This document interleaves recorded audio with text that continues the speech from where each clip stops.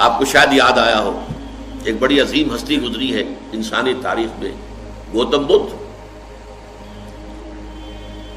کپل وستو کا شہزادہ، at the prime of his youth, 30 برس کی عمر، اس نے مشاہدہ کیا لوگوں کو، لوگ دکھوں میں ہیں، لوگوں کے لیے مصیبتیں ہیں، لوگوں کے لیے تکلیفیں ہیں۔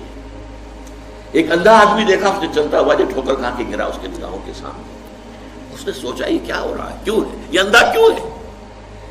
کسی کو اندھا پیدا کر دیا جاتا ہے، پیدائشی اندھا، کسی والدین کے سامنے اس کو بچہ جو ہے دم توڑ رہا ہے، کچھ نہیں کر سکتے، ٹک ٹک دیدم دم نہ کشیدم، جا رہا ہے تمہارے ہاتھوں میں سے، نکل رہا ہے، جا رہا ہے۔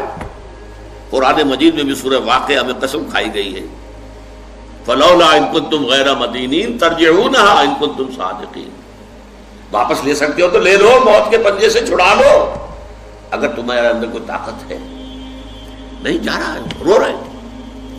یہی وجہ ہے کہ پھر وہ اس فکر میں، یہ دکھ کیوں ہے انسان کا مقدر، اس کا سبب تلاش کرنے کے لیے پھر اس سے نکلنے کا راستہ کیا ہے، اس سے نجات کیسے ہوگی، نروان کیسے ملے گا۔ پھر آپ کو معلوم ہے 30 برس کی عمر میں جوانی کا دور، جوان بیوی کو رات کو سوتے ہوئے چھوڑ کر گیا ہے، شیرخوار بچہ چھوڑ کر گیا، محل چھوڑ کر جا کر خاک چھانی ہے، کہاں کہاں پھرا ہے، کن کن رشیوں منیوں کی خدمتیں کی ہیں، کہاں کہاں گیا ہے، کتنا وقت لگایا ہے، کن کن جنگلات جو ہے اس کے خاک چھانی ہے اس نے۔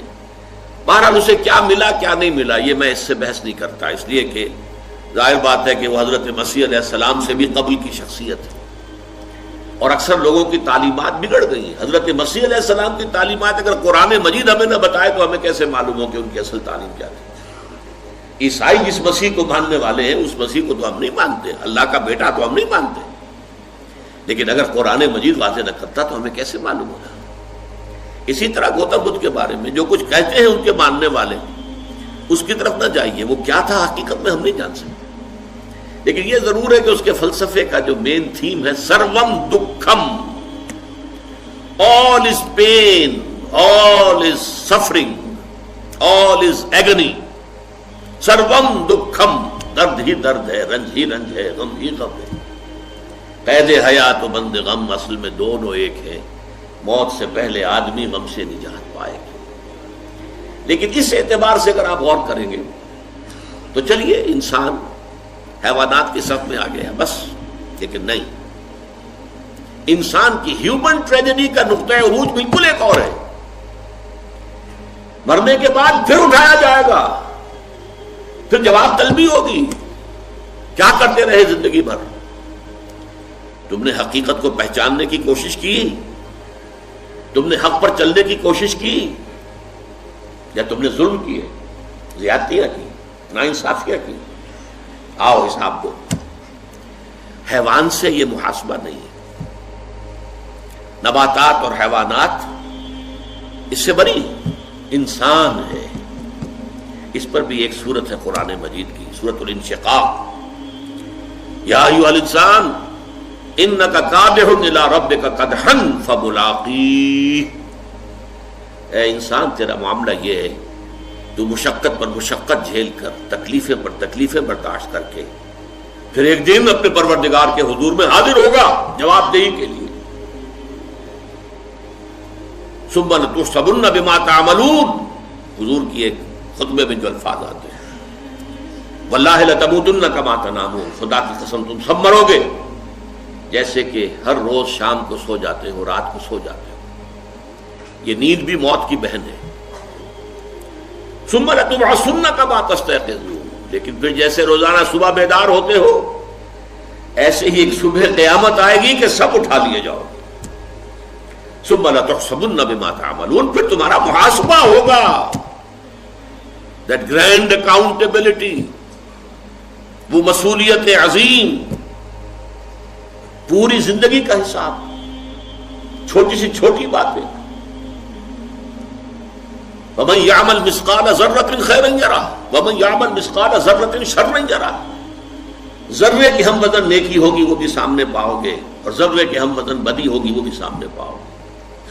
انسان چیخ اٹھے گا، مَا لِهَٰذَا الْكِتَابِ، یہ اعمال نامہ کیسا ہے، لا یغادر صغیرۃ ولا کبیرۃ الا احصاها، اس نے تو نہ چھوٹی چیزیں چھوڑی ہیں نہ بڑی چیزیں چھوڑی ہیں، تمام کا احاطہ کر لیا ہے۔ وہ محاسبہ ہوگا، اور اس کے بعد جزا و سزا کے فیصلے ہوں گے۔ بہت مبارک ہوں گے، خوش قسمت ہوں گے وہ لوگ جو جنت کی طرف بھیج دیے جائیں۔ وسیق الذین اتقوا ربهم الى الجنۃ زمرا، اللهم ربنا اجعلنا منهم، اللهم ربنا اجعلنا منهم، اللهم ربنا اجعلنا منهم۔ اور کتنے بدبخت ہوں گے وہ، خسران عظیم۔